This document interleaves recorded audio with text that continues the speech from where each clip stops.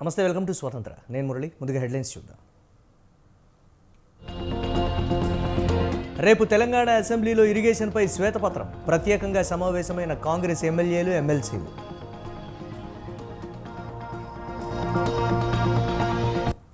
హస్తంగూటికి హైదరాబాద్ మాజీ mayor. Malkajgiri MP సీటుపై Bonthu focus.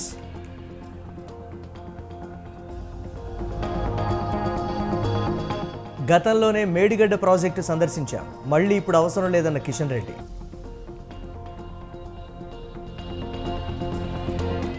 Assembly, parliament ఎన్నికలకు లోకేష్ శంఖారావం. వైసీపీ సర్కారుపై తీవ్ర విమర్శలు.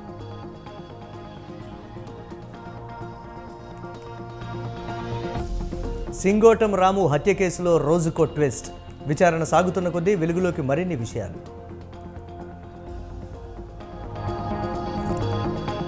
లోక్సభ ఎన్నికల్లో బీజేపీకి 370కి పైగా సీట్లు. కాంగ్రెస్ తుడిచిపెట్టుకుపోవడం ఖాయమన్న మోదీ.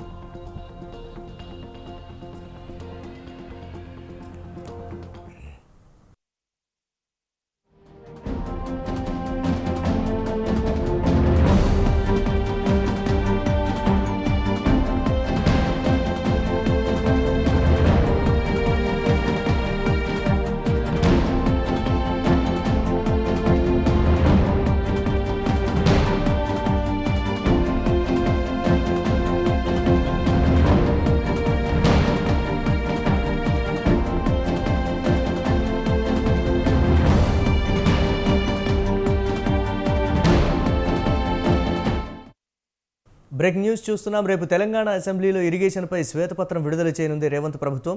ఈ నేపథ్యంలో పార్టీకి చెందిన ఎమ్మెల్యేలు, ఎమ్మెల్సీలతో ప్రత్యేకంగా సమావేశం నిర్వహిస్తున్నారు. నీటిపారుదలపై చర్చ సందర్భంగా అనుసరించాల్సిన వ్యూహంపై ప్రజాభవన్లో ఎమ్మెల్యేలకు దిశానిర్దేశం చేశారు సీఎం రేవంత్ రెడ్డి.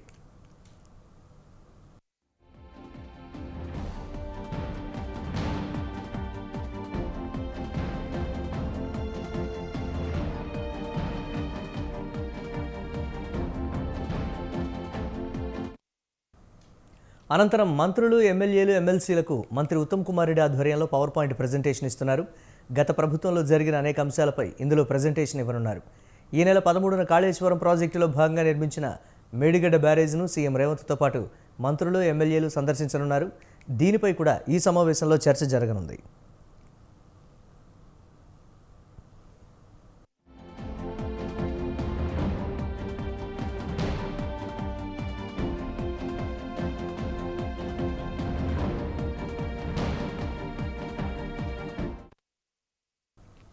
ఈ మొత్తం అంశాలతో పాటు కృష్ణా ప్రాజెక్టులను కేఆర్ఎంబీకి అప్పగించారన్న విషయంలో వస్తున్న విమర్శలపైన చర్చించనున్నారు నేతలు. ఇదే అంశంపై మరింత సమాచారం మా కరెస్పాండెంట్ రాజు మరిన్ని అప్డేట్స్ అందిస్తారు.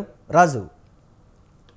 రైట్ మురళి, తెలంగాణ రాష్ట్ర రాజకీయాల్లో కీలకంగా కృష్ణా నది జలాల వాటా, అలాగే గోదావరి నది మీద నిర్మించినటువంటి కాళేశ్వరం ప్రాజెక్టులు లక్షల తెలంగాణ రాష్ట్ర ప్రభుత్వం యొక్క నిధులు దుర్వినియోగం చేశారంటూ కూడా పెద్ద ఎత్తున అప్పట్లో ప్రతిపక్షంలో ఉన్నటువంటి కాంగ్రెస్ పార్టీ అనేక ఆరోపణలు చేసింది. అనంతరం కూడా ఎన్నికలకు కొద్ది రోజుల ముందు కాళేశ్వరం ప్రాజెక్టులో ఉన్న భాగమైనటువంటి మేడిగడ్డలో పగుళ్లు రాగడం, దాంతో పాటుగానే అన్నారం ప్రాజెక్టులో సంబంధించినటువంటి సరస్వతి ప్రాజెక్టులో కూడా బొంగలు రావడం అనేది పెద్ద ఎత్తున చర్చనీయాంశమైంది. దాంట్లో భాగంగానే రేపు శాసనసభలో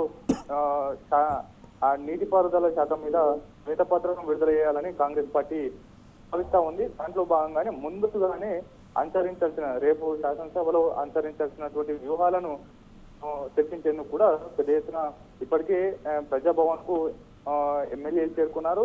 ప్రభుత్వ విప్పులతో పాటు మంత్రులు, సీఎం రేవంత్ రెడ్డితో పాటు బట్టి విక్రమార్క, దుద్దిల శ్రీధర్ బాబు, అలాగే తుమ్మల నాగేశ్వరరావు, ఇతర ఎమ్మెల్యేలు కూడా చేరుకున్నారు. అయితే కాళేశ్వరం పాటుగా అటు కృష్ణా నది జలాలలో తెలంగాణ రాష్ట్రానికి వాస్తవానికి వాటాగా రావాల్సినటువంటి హక్కుగా నీటి వాటా కావచ్చు, అలాగే గోదావరి నది మీద నిర్మించినటువంటి కాళేశ్వరం ప్రాజెక్టు వాస్తవానికి రీడిజైన్ చేయకపోతే ఎంత ఖర్చు అయ్యేది, రీడిజైన్ అనంతరం కూడా ఎంత ఎస్టిమేషన్ పెరిగింది అనే చాలా పూర్తి స్థాయిలో ఇప్పుడు చర్చిస్తా ఉన్నారు. దాంతో పాటుగానే బీఆర్ఎస్, బీజేపీ, మరోవైపు కాంగ్రెస్ పార్టీలు పెద్ద ఎత్తున సమారం రేగుతా ఉంది. ఒకవైపు కేఆర్ఎంబికి కృష్ణా రివర్ మేనేజ్మెంట్ బోర్డుకు సంబంధించి ప్రాజెక్టుల అవుట్లెట్లు అప్పగిస్తారనేటటువంటి అంశానికి సంబంధించి టీఆర్ఎస్ కు కాంగ్రెస్ కు మధ్య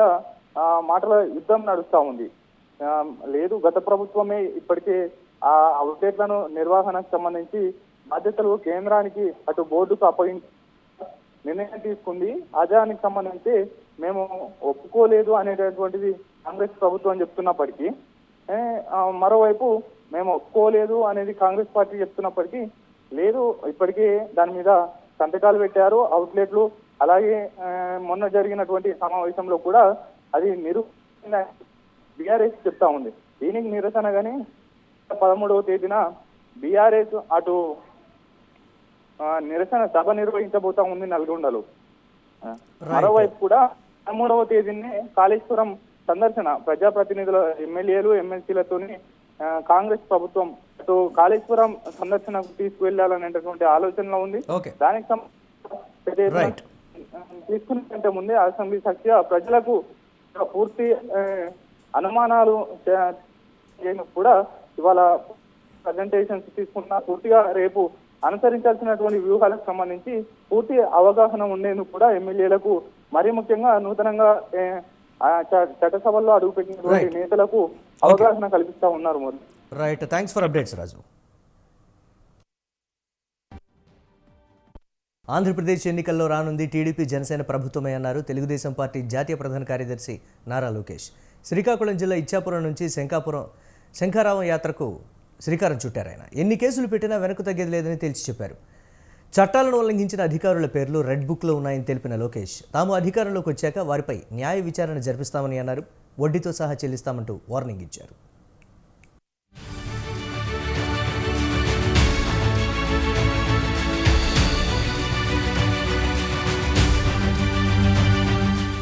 రానున్న అసెంబ్లీ ఎన్నికల్లో ఎట్టి పరిస్థితుల్లోనూ గెలవాలన్న లక్ష్యంతో ముందుకు వెళ్తోంది టీడీపీ జనసేన కూటమి. ఇందులో భాగంగా శంఖారావం పేరుతో యాత్ర ప్రారంభించారు తెలుగుదేశం పార్టీ జాతీయ ప్రధాన కార్యదర్శి నారా లోకేష్. పార్టీ నేతలను ఎన్నికలకు సన్నద్ధం చేయడం ప్రధాన లక్ష్యంగా శ్రీకాకుళం జిల్లా ఇచ్చాపురం నుంచి యాత్ర ప్రారంభించారు నారా లోకేష్. స్థానిక సురంగిరాజా మైదానంలో ఏర్పాటు చేసిన సభలో తెలుగుదేశం శ్రేణుల్ని ఉద్దేశిస్తూ ప్రసంగించారు లోకేష్.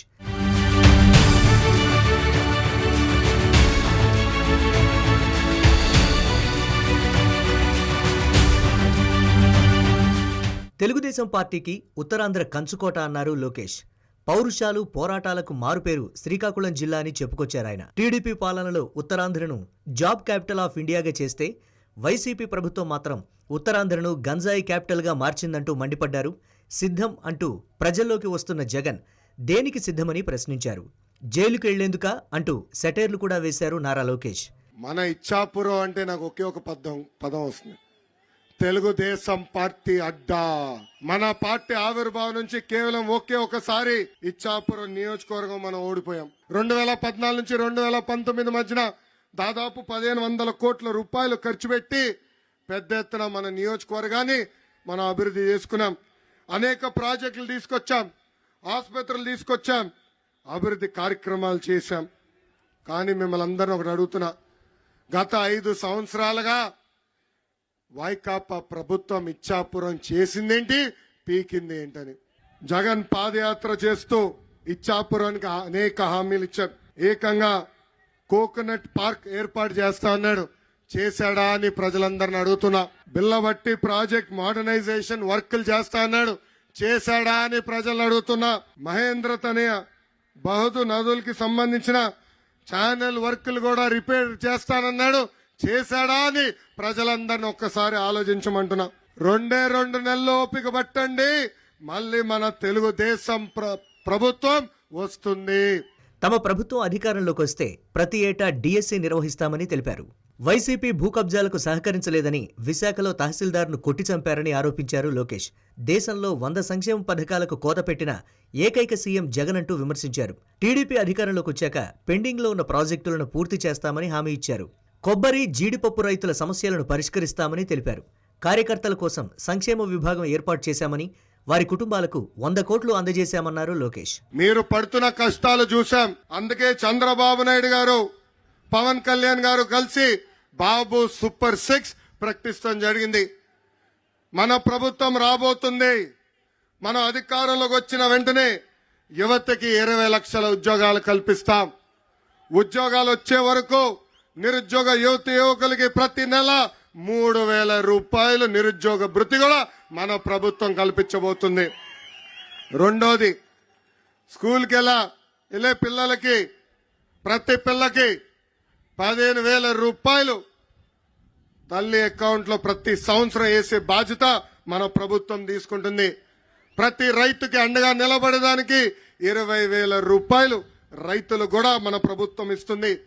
ఇంకా ప్రతి ఇంటికి ప్రతి సంవత్సరం ఉచితంగా 3 గ్యాస్ సిలిండర్లు ఉచితంగా మనం ఇస్తాము. ఇంకా 18 సంవత్సరాల నుంచి 59 సంవత్సరాలు నిండిన మహిళలకి ప్రతి నెల 1,500 రూపాయలు మన ప్రభుత్వం ఇవ్వబోతుంది. ఇంకా మహిళలు ఆర్టీసీ బస్సులో ఉచితంగా ప్రయాణించే హక్కు కూడా మన ప్రభుత్వం కల్పించబోతుందని ఈ సభాముఖంగా తెలుపుతున్నాం. టీడీపీ అధినేత చంద్రబాబుతో పాటు తనపై ఎన్నో దొంగ కేసులు పెట్టారని ఆగ్రహం వ్యక్తం చేశారు నారా లోకేష్. తమపై ఎన్ని కేసులు పెట్టినా తగ్గేది లేదన్న ఆయన చట్టాలు ఉల్లంఘించిన అధికారుల పేర్లు రెడ్ బుక్ లో ఉన్నాయని తెలిపారు. అధికారంలోకి వచ్చాక వారిపై న్యాయ విచారణ జరిపిస్తామన్నారు లోకేష్. ఇక ఎన్నికల వేళ డిఎస్సీ పేరుతో జగన్ కొత్త నాటకాలు మొదలుపెట్టారని విమర్శించారు. జగన్ బటన్ నొక్కుతాడు అంటాడు, కానీ మనకు కంపడేది బులుగు బట్టనే. బల్ల కింద ఒక ఎర్ర బటన్ ఉంది, అది మనకు కంపడదు తల్లి. ఆ బులుగు బటన్ నొక్కుతాడు తల్లి, అకౌంట్లో 10 రూపాయలు పడుతుంది తల్లి. కానీ అదే క్షణంలో బల్ల కింద ఉన్న ఎర్ర బటన్ నొక్కుతాడు, అకౌంట్ నుంచి 100 రూపాయలు ఉష్షని పోతుంది. ఎలా పోతుందో చెప్పాలి కదా. కరెంటు ఛార్జీలు 9 సార్లు పెంచి బాధుడే బాధుడు. ఆర్టీసీ ఛార్జీలు 3 సార్లు పెంచి బాధుడే బాధుడు. ఇంటి పన్ను, చెత్త పన్ను, నిత్యావసర సరుకులు పెంచి బాధుడే బాధుడు. ఇప్పుడు ఏకంగా భూమ్ ధరలు కూడా పెంచి బాధుడే బాధుడు. ఇంకా కటింగ్ మాస్టర్ అన్నాను కదా, అన్న క్యాంటీన్ కట్, పెళ్లి కానుక కట్, పండగ కానుక కట్, చంద్రన్న బీమా cut, best available school cut, 6 లక్షల వృద్ధులకి పెన్షన్ కట్, డ్రిప్ ఇరిగేషన్ కూడా కట్.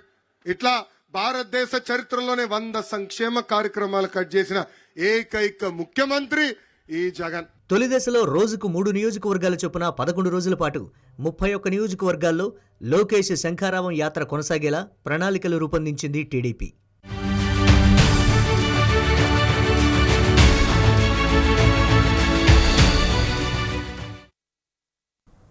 పాత కక్షలతో టైం కోసం వేచి చూస్తున్నది ఒకరు, తన ప్రియురాలికే ఎసరు పెట్టాడన్న కోపంతో మరొకరు, వాడుకున్నాం ఇక వదిలిద్దామన్న ఆలోచనతో ఇంకొకరు. కారణం ఏదైనా క్రైమ్ థ్రిల్లర్కు ఏమాత్రం తగ్గని రేంజ్లో చేసిన మర్డర్ అది. నిజమే, జూబ్లీ హిల్స్ హనీ ట్రాప్ కేసులో రోజుకు కొత్త విషయాలు వెలుగులోకి వస్తున్నాయి. ఇదే ఇప్పుడు మహానగరంలో సంచలనం సృష్టిస్తోంది.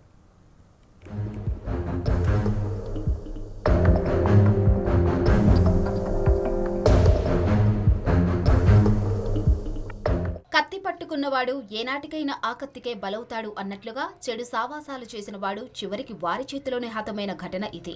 Jubilee hills honey trap case గురించి క్లుప్తంగా చెప్పాలంటే ఇది విషయం. అదే వివరించి చెప్పాలంటే చాలానే ఉంది. అక్రమ సంబంధాలు, ఈజీ మనీ వేటలో పడిన మనిషి ఆలోచన విధానం ఎలా మారుతుందనే దానికి నిలువెత్తు నిదర్శనం ఈ కేసు.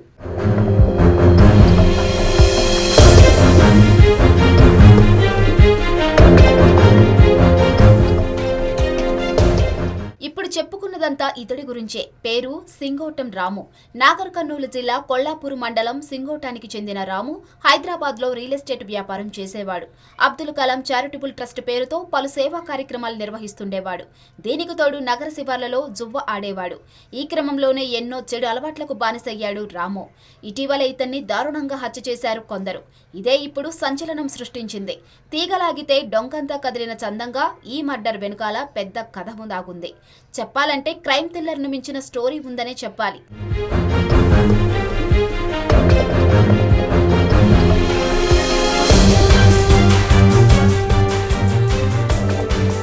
జువ్వ ఆడే క్రమంలో రాముకి మణికంఠ, వినోద్ అనే ఇద్దరు స్నేహితులయ్యారు.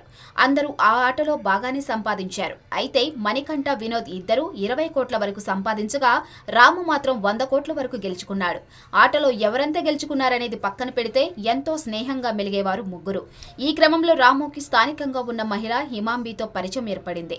తూర్పుగోదావరి జిల్లా రావులపాలెంకు చెందిన హిమాంబి భర్తను వదిలేసి కూతురుతో హైదరాబాద్కు వచ్చి ఉంటుంది. ఈమె పరిచయంతో అప్పుడప్పుడు హిమాంబి దగ్గరకు వచ్చిపోతుండేవాడు రాము. అంతేకాదు తన స్నేహితులైన మణికంఠ, వినోద్ను సైతం తీసుకెళ్లేవాడు. దీంతో అందరూ స్నేహితులయ్యారు. అదే సమయంలో హిమాంబి కూతురు నసీమా, వినోద్ ఇద్దరూ ప్రేమలో పడ్డారు. కానీ ఈ విషయం బయటికి చెప్పలేదు.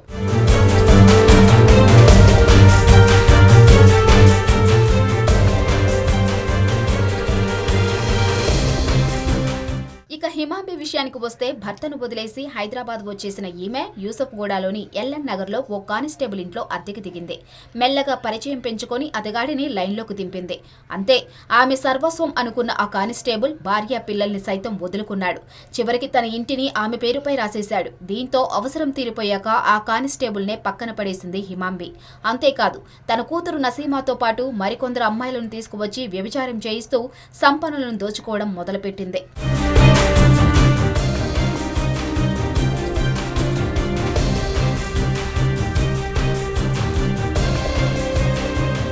మరోవైపు మొదట్లో ఎంతో బాగా ఉన్న ఈ స్నేహితుల మధ్య రాను గొడవలు రావడం మొదలయ్యాయి.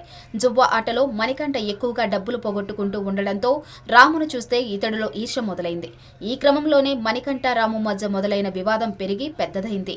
కొట్టుకునే వరకు వెళ్ళింది. అది కాస్త మరింత ముదిరి చంపుకునే స్టేజ్కు దారితీసింది. ఈ ప్రయత్నంలోనే మణికంఠను దాదాపుగా చంపేసినంత పనిచేశాడు రాము. చివరికి తప్పించుకొని పారిపోయాడు మణికంఠ. అప్పట్నుంచి రాముపై కక్ష తీర్చుకునేందుకు సమయం కోసం వేచి చూస్తున్నాడు మణికంఠ.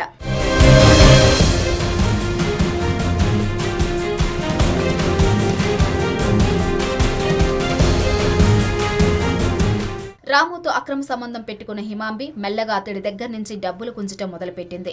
ఈ క్రమంలోనే వేలు లక్షలు దాటి కోట్ల వరకు అతడి నుంచి రాబట్టుకోవడం మొదలుపెట్టేసింది. అయితే ఈ సమయంలోనే రాము హిమాంబి కూతురు పైన కన్నేశాడు. తనతోనూ సంబంధం కావాలంటూ తల్లి హిమాంబి వద్ద చెప్పాడు. మొదట్లో దాటేస్తూ వచ్చిన హిమాంబి రాము నుంచి డబ్బులు గుంజుకోవడంపైనే దృష్టి పెట్టింది. చివరికి అతన్ని దివాలా తీసి అప్పులు చేసే పరిస్థితికి తీసుకువచ్చింది. అయితే ఒత్తిడి ఎక్కువ కావడంతో ఎలాగని ఆలోచించడం మొదలుపెట్టింది. అయితే నసీమా ఇదే విషయాన్ని తన ప్రియుడు వినోద్కు వెల్లడించింది. రాము విషయం తెలియడంతో ఆగ్రహించిన వినోద్ ఏం చెయ్యాలా అని ఆలోచించాడు. విషయాన్ని మరో స్నేహితుడైన మణికంఠ దృష్టికి తీసుకువచ్చాడు.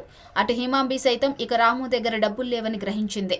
తన కూతురు విషయంలో రాముతో ఎదురవుతున్న తలనొప్పి శాశ్వతంగా వదిలించుకునేందుకు వినోద్ సాయం కోరింది. అంతే, వీరంతా కలిసి పక్కా ప్లాన్ వేశారు.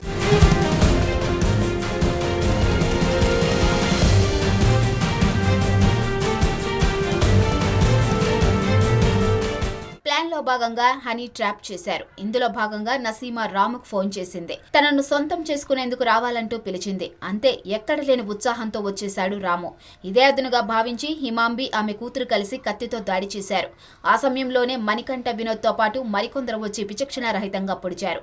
మర్మాంగాలను కోసి మరీ ప్రతీకారం తీర్చుకున్నారు. మర్డర్ అనంతరం మణికంఠ రాము బావమర్దికి ఫోన్ చేసి రామును చంపేశాం, డెడ్ బాడీని తీసుకెళ్లండి అంటూ చెప్పాడు. అనంతరం అక్కడి నుంచి వెళ్లిపోయి రామరెడ్డి నగర్ వద్ద వినోద్ మరికొందరితో కలిసి టపాసులు కాల్చి మరీ సంబరాలు చేసుకున్నారు.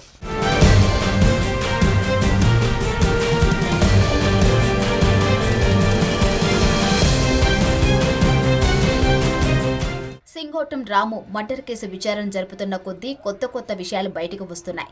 హిమాంబిపై గతంలోనూ అనేక కేసులు ఉన్నట్లు తెలిసిందే. ఇప్పటికే పలుమార్లు వ్యభిచారం చేస్తూ దొరికిపోయిన ఆమె మరో వ్యక్తి నుంచి 3 లక్షల వరకు లాగిందని తెలుస్తుంది. అలాగే తన కూతుర్ని అడ్డుపెట్టుకుని అనేక అక్రమాలకు పాల్పడిందని పోలీసులు దర్యాప్తులో తేలినట్లు సమాచారం. ఇప్పటికే ఇన్ని మలుపులు తిరిగిన కేసు రాను ఇంకెన్ని మలుపులు తిరుగుతుందో చూడాలి మరి.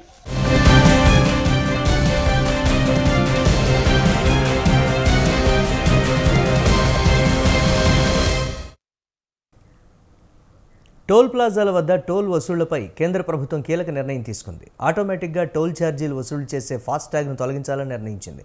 గతంలో టోల్ ప్లాజాల దగ్గర వాహనదారులు మాన్యువల్గా టోల్ ఛార్జీలు చెల్లించాల్సి ఉండేది. తర్వాత ఆటోమేటిక్గా టోల్ ఛార్జీలు వసూలు చేసే ఫాస్టాగ్ను ప్రవేశపెట్టింది కేంద్ర ప్రభుత్వం.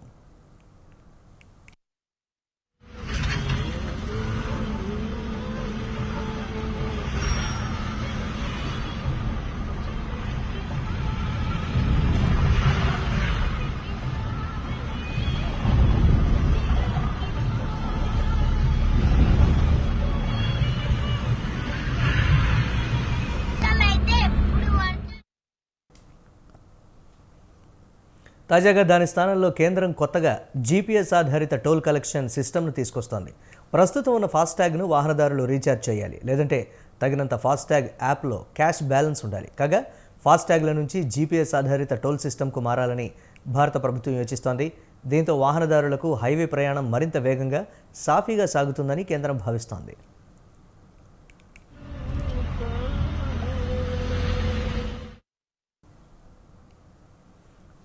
ట్రాఫిక్ రద్దీ, టోల్ ప్లాజాల వద్ద వేచి ఉండే సమయాన్ని తగ్గించడానికి 2016లో ఫాస్టాగ్ పద్ధతిని ప్రవేశపెట్టింది కేంద్ర ప్రభుత్వం. అయితే ఇప్పటికీ లో బ్యాలెన్స్ అలర్ట్స్, సాంకేతిక లోపాలు వంటి కొన్ని సమస్యలను వాహనదారులు ఎదుర్కొంటున్నారు. వీటిని దృష్టిలో పెట్టుకుని వాహనదారుల ఇబ్బందుల పరిష్కారానికి జీపీఎస్ ఆధారిత టోల్ సిస్టమ్ తీసుకురావాలని ఇండియన్ గవర్నమెంట్ ప్లాన్ చేస్తోంది.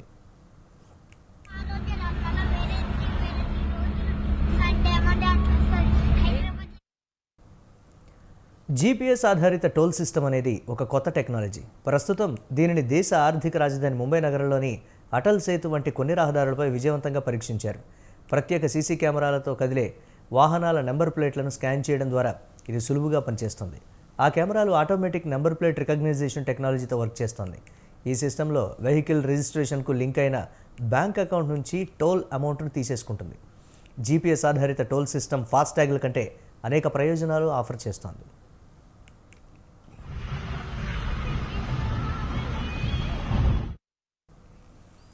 జీపీఎస్ టోల్ కలెక్షన్ సిస్టమ్ అందుబాటులోకి వస్తే టోల్ ప్లాజాల వద్ద వాహనాల వేగాన్ని ఆపాల్సిన అవసరం రాదు. దీనివల్ల ప్రయాణ సమయాన్ని ఆదా చేసుకోవచ్చు.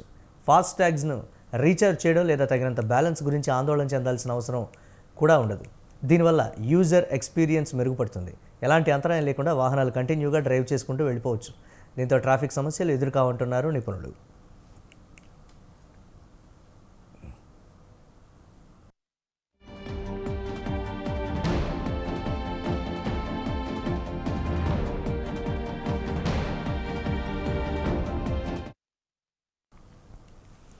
జీపీఎస్ ఆధారిత టోల్ సిస్టమ్ ఫాస్టాగ్స్ను పూర్తిగా భర్తీ చేసే అవకాశం లేదు.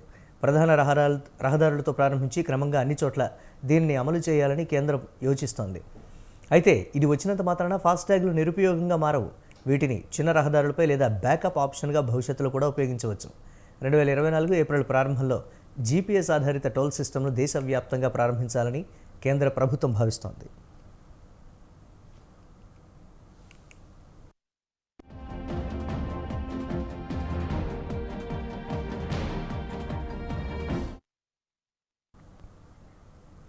తెలుగు సినీ దర్శకుల సంఘం ఎన్నికల్లో వీరశంకర్ ప్యానెల్ ఘన విజయం సాధించింది. మొత్తం 1113 ఓట్లు పోలవగా డైరెక్టర్ వీరశంకర్కు 232 ఓట్ల మెజారిటీతో సముద్రపై గెలుపొందారు.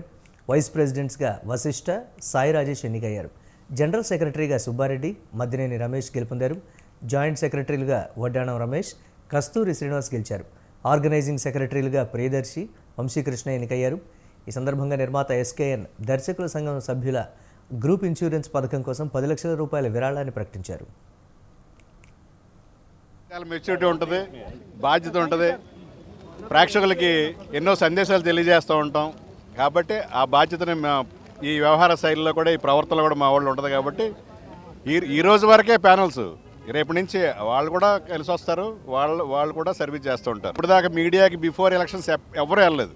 ఏదో అడపదడప ఎవరో ఒకళ్ళిద్దరు అలా చెప్పారు తప్ప మేము ఛానల్లో కూర్చుని తిట్టుకోవటాలు, మా గౌరవాన్ని మేమే పోగొట్టుకోవడాలు పబ్లిక్లో ఎప్పుడూ చేయలేదు. అది మాత్రం అందరూ ఆ డిసిప్లిన్ అందరూ పాటించారు. ఇప్పుడు దాకా డెఫినెట్గా ఉంటుంది. ఇప్పుడు రాఘవేంద్ర గారు మా చైర్మన్, ఇప్పుడు దాసనాథ్ గారి తర్వాత మళ్ళీ అంత స్థాయి ఉన్న మా పెద్ద దిక్కు లాంటి ఆయనే చైర్మన్ మేము పెట్టుకున్నది.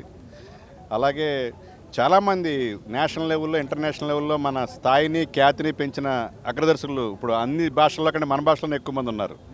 వాళ్ళందరూ కూడా అదే చెప్తున్నాను కదా, ఒక లీడర్షిప్ అనేది నిజంగా అసోసియేషన్కి ఏం చేయగలదో అవన్నీ ఆలోచనలు తీసుకెళ్ళగలిగితే వాళ్ళందరూ సహాయ సహకారాలు మెండుగా ఉంటాయి. అందుకే మేము ఆ నమ్మకంతో 2 సంవత్సరాల్లో ఇప్పుడు దాకా జరగంది ఈ 2 సంవత్సరాల్లో వండర్స్ క్రియేట్ చేస్తున్నది. అందుకే అంత నమ్మకంతో చెప్తున్నది. చాలా సంతోషంగా ఉందండి. ఇదే చాలా బాధ్యతతో మర్యాదపూర్వకంగా నేను ఏదైతే ప్రామిస్లు చేశామో అందరం అది ఖచ్చితంగా ఫుల్ఫిల్ చేస్తాం. ఆ కాన్ఫిడెన్స్ అయితే నాకుంది. ఇక్కడ ఏజ్తో సంబంధం లేదు, చేయాలన్న ఉత్సాహం ఉంటే చాలా అనిపిస్తుంది. ఫస్ట్ వెల్ఫేర్ అండి, హెల్త్ ఇన్సూరెన్సే మెయిన్ ప్రయారిటీగా పెట్టుకున్నాం మేము. సో దాన్ని అడుగుగానే ముందుగా ఎస్కేఎన్ గారి నిర్మాత ఎస్కేఎన్ గారితో ఒక 10 లక్షల రూపాయలు విరాళం ఇప్పించడం జరిగింది. వారికి ఈ తరఫున వారికి కృతజ్ఞతలు తెలుపుకుంటున్నాను. సార్ ఇంకోటి చిన్న ఇష్యూ నడుస్తుంది సార్, దాని మీద అంటే మీ బేబీ కథ కాపీ దాని మీద ఎలా స్పందిస్తారు? ఇప్పటి వరకు నాకు ఎటువంటి సమాచారం లేదండి దాని గురించి. నేను వెబ్సైట్ ఇవి ఇప్పటి వరకు అప్డేట్స్. కీప్ వాచింగ్ స్వతంత్ర.